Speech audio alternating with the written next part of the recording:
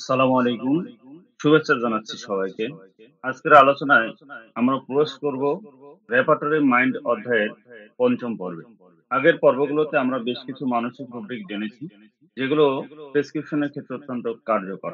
আজকের সেশনে আমরা আলোচনা করব আরো ১০ টি গুরুত্বপূর্ণ মানসিক রুব্রিক নিয়ে। তাহলে চলুন শুরু করি ৫ম পর্ব। আজকে ১ম যে রুব্রিকটি বাছাই করেছি সেটা হচ্ছে ফ্যানাটিসিজম। ফ্যানাটিসিজম শব্দটি এসেছে ফ্যানাটিক। ফ্যানাটিক মানে এমন একজন মানুষ যে কোনো কিছু নিয়ে অতিমাত্রায় বিশ্বাসী বা অন্ধ অনুরাগী হয়ে পড়ে। এর বাংলা অর্থ হচ্ছে অন্ধবিশ্বাস বা অন্ধ উন্মাদনা। যখন কেউ ধর্ম, রাজনীতি, খেলা বা কোনো মতবাদে এতটাই মগ্ন হয়ে যায় যে অন্যদের মতামত সহ্য করতে পারে না, তখন তাকে ফ্যানাটিসিজম বলা হয়। তাহলে মনে রাখতে হবে, ফ্যানাটিসিজম হলো যখন বিশ্বাস বা উৎসাহ এত বেড়ে যায় যে তা যুক্তি, বুদ্ধিকে ঢেকে ফেলে। অর্থাৎ অতি বিশ্বাসী হলো ফ্যানাটিসিজম। এরপর আজকের দ্বিতীয় যে রুব্রিকটা আমরা বাছাই করেছি, যেটা ৫৬ পৃষ্ঠায় বাম কলমের নিচের দিকে পেয়ে যাব আমরা। Injury fair to be left alone, lest he should himself. রুব্রিকটা বেশ খানিকটা লম্বা। এর অর্থ হচ্ছে রোগীর এমন ভয় থাকে যে যদি তাকে একা রাখা হয় তবে সে নিজেকে কোনোভাবে আঘাত করতে পারে বা ক্ষতি করতে পারে। অর্থাৎ সে নিজের উপর নিয়ন্ত্রণ হারানোর ভয় পায়। সে ভাবে, আমি যদি একা থাকি হয়তো নিজেকে আঘাত করে ফেলবো, কিছু খারাপ করে ফেলবো। এই ভয় থেকে সে অন্য কারো সঙ্গ চায়। যেমন একজন রোগী বলে, আমাকে একা রেখো না, আমি ভয় পাচ্ছি, হয়তো নিজেকে কিছু করে ফেলবো। এই ধরনের টেন্ডেন্সি থাকলে injury fear two be left alone, lest he should himself, এই রুব্রিকটি ব্যবহার করতে পারি। আজকে ৩ নম্বর যে রুব্রিকটা আমরা বাছাই করেছি সেটা হচ্ছে অনর ইফেক্টস অফ ওন্ডেজ। এটিও কেন্ট রেপার্টরির মাইন্ড অধ্যায় থেকে নেওয়া হয়েছে, যেটা আমরা ৫২ পৃষ্ঠায় বাম কলামের উপরের দিকে পেয়ে যাব।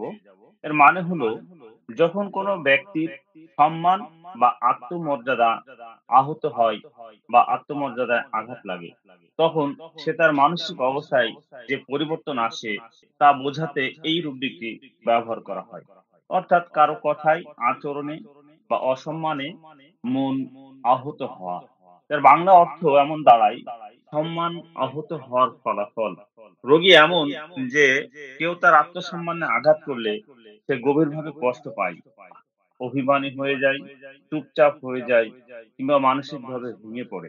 তাহলে মনে রাখতে হবে, অরর ইফেক্টস অফ ওউন্ডেড মানে হলো, যখন কারো আত্মসম্মান বা মর্যাদায় আঘাত লাগে তখন তার মনে গভীর দুঃখ, অপমানবোধ এবং সংবেদনশীল প্রতিক্রিয়া তৈরি হয়। এই রূপরেখটি আমাদের মনে করিয়ে দেয় মানুষের মর্যাদা তার জীবনের অন্যতম সংবেদনশীল অংশ। আজকের ৪ নম্বর রুব্রিক আমরা বাছাই করেছি ইমবেসিলিটি, যেটা কেন্ট রেপার্টরির ৫৩ পৃষ্ঠায় ডান কলামের উপরের দিকে আমরা পেয়ে যাব। এই ইমবেসিলিটি মানে হলো মন বা বুদ্ধির দুর্বলতা। অর্থাৎ এমন অবস্থা যেখানে মানুষ ঠিকভাবে চিন্তা করতে, বুঝতে বা সিদ্ধান্ত নিতে পারে না। অর্থাৎ বুদ্ধিহীনতা, মনস্তাত্ত্বিক দুর্বলতা বা মানসিক অপরিপক্কতা। রোগী ধীরে ধীরে চিন্তা করে, প্রশ্ন বুঝতে দেরি হয়, অর্থাৎ বুদ্ধিবৃত্তি ও মনোযোগ কমে যায়। তাহলে মনে রাখতে হবে, ইমবেসিলিটি মানে হলো বুদ্ধির জড়তা বা মানসিক দুর্বলতা। এরপর আজকের ৫ম যে রুব্রিকটা আমরা বাছাই করেছি এটা হচ্ছে ইনডিফারেন্স। ইনডিফারেন্স রুব্রিকটা আমরা ৫৪ পৃষ্ঠায় ডান কলামের উপরের দিকে পেয়ে যাব। ইনডিফারেন্স মানে হলো অবহেলা, উদাসীনতা, আগ্রহের অভাব বা অনুভূতির অভাব। রোগী এমন অবস্থায় থাকে যে তার চারপাশে যাই ঘটুক সে তাতে কোনো আগ্রহ বা প্রতিক্রিয়া দেখায় না। ইনডিফারেন্সের বাংলা অর্থ উদাসীনতা বা অনাসক্তি।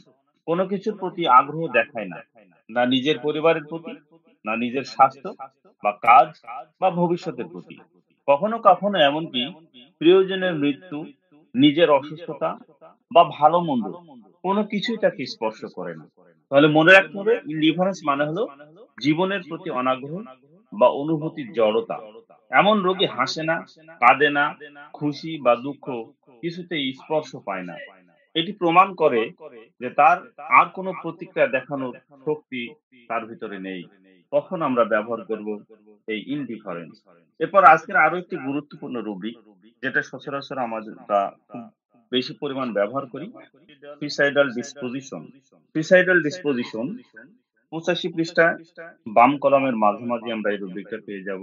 এই সুইসাইডাল ডিসপোজিশন মানে হলো রোগীর মধ্যে আত্মহত্যার প্রবণতা। অর্থাৎ তার মনে বারবার আত্মহত্যার চিন্তা আসে। সে মনে করে নিজের জীবন শেষ করে ফেলবে। অর্থাৎ নিজেকে শেষ করার মানসিক ঝোঁক। সে কখনো কখনো নিজেই বলে, আমার বেঁচে থাকার ইচ্ছে নেই, বা ভাবে আমি হয়তো নিজেকে কিছু করে ফেলবো। তাহলে মনে রাখতে হবে সুইসাইডাল ডিসপোজিশন মানে হলো রোগীর মনে বারবার আত্মহত্যার প্রবণতা বা চিন্তা আসা। এরপর আজকের ৭ নম্বর রুব্রিক হচ্ছে কাওয়ার্ডিস। এই রুব্রিকটা আমরা ১৭ পৃষ্ঠায় বাম কলামের উপরের দিকে পেয়ে যাব। কাওয়ার্ডিস মানে হলো ভীরুতা, ভয় প্রবণতা বা আত্মবিশ্বাসের অভাব। যে ব্যক্তি সহজে ভয় পায়, দায়িত্ব নিতে সাহস করে না, বিপদের মুখে পালিয়ে যায়, সে কিন্তু কাওয়ার্ডিস উদ্বেগের অন্তর্ভুক্ত। অর্থাৎ রোগী অল্পতেই ভয় পায়, একাকী কোথাও যেতে চায় না, অন্যের উপর নির্ভরশীল হয়ে পড়ে, এমনকি সামান্য চ্যালেঞ্জও সে নিতে পারে না। একজন ভীরু মানুষ শুধু বাইরের বিপদকেই ভয় পায় না, সে নিজের সক্ষমতাকেও বিশ্বাস করতে পারে না। তাহলে মনে রাখতে হবে কাওয়ার্ডিস মানে হল সাহসের অভাব বা ভীরুতা।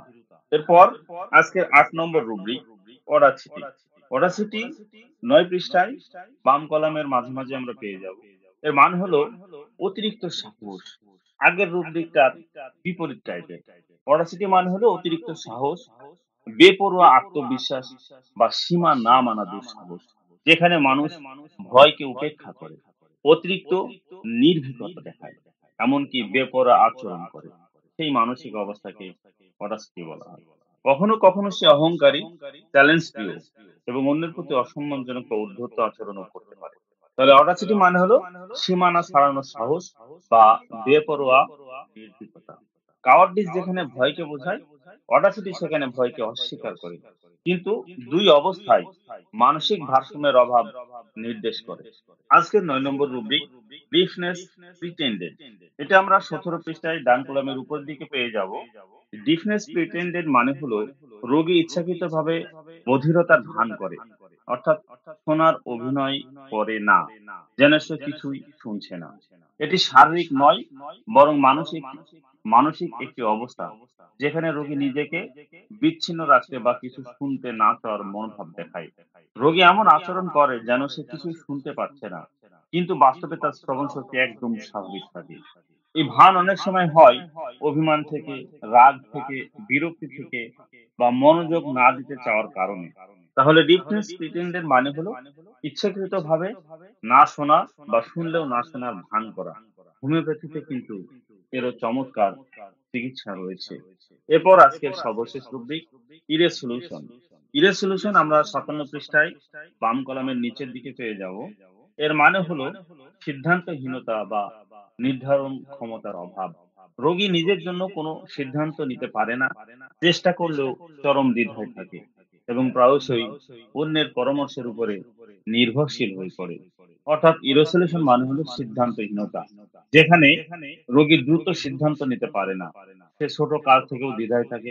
কেউ কিছু বলে বা প্রভাব ফেলে তখনই সে সিদ্ধান্ত নেয়। এটি প্রায়শই ভয়, আত্মবিশ্বাসের অভাব, মানসিক চাপ বা অতীত ব্যর্থতার স্মৃতি থেকে আসতে পারে। তাহলে মনে রাখতে হবে ইরেসলিউশন মানে হলো সিদ্ধান্তহীনতা বা দ্বিধাগ্রস্ত অবস্থা। আমাদের আজকের আলোচনা আপনাদের কেমন লাগলো তা কমেন্ট বক্সে জানিয়ে দিবেন। ভালো লেগে থাকলে লাইক, শেয়ার, কমেন্ট করে আমাকে উৎসাহিত করবেন। পরবর্তীতে নতুন পর্বে আবারও দেখা হবে আরো নতুন ১০টি রুব্রিক নিয়ে। সে পর্যন্ত সবাই ভালো থাকুন, সুস্থ থাকুন। আল্লাহ হাফেজ।